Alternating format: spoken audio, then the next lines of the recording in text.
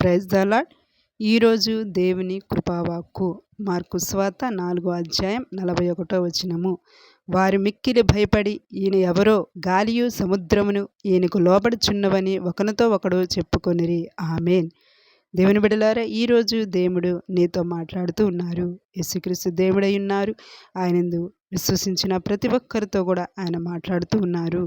నమ్మని వారితో కూడా ఆయన మాట్లాడుతూ, ఇదిగో గాలియు సముద్రమును ప్రభువైన యేసుక్రీస్తు వారి మాటకి లోబడ్డాయంట. అలాగే నీ జీవితంలో ఎలాగైతే సముద్రపు కెరటాలు, సముద్రపు అలలు ఎగిసిపడుతూ ఉన్నప్పుడు దానిని ఎవరు ఆపలేరు, కానీ ప్రభువైన యేసుక్రీస్తు వారికి సాధ్యమే.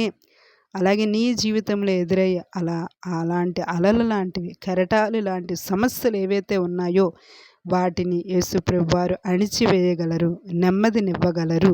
ఈరోజు ఈ వాక్కు నమ్మండి. గాలిని సముద్రమును అణిచివేసిన నా దేవుడు నా సమస్యలను కూడా ఆయన అణిచివేయగలరు అని. ఎందుకంటే తన బిడ్డలను ఆయన నిర్మూలము కానీయడు. ఆయన కృపావాత్సల్యత ఎంతో గొప్పదండి. ఈరోజు ఈ వాగ్దాన ప్రకటన చేయుచుండగా దేవుని కృపావాత్సల్యత మీ మీదకి వచ్చునుగాక.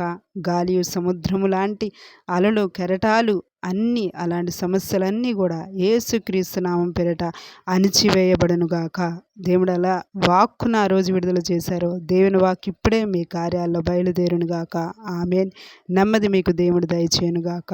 ఆమేన్. మీరు కూడా విశ్వాసంతో పలకండి బిగ్గరగా. ఆమేన్.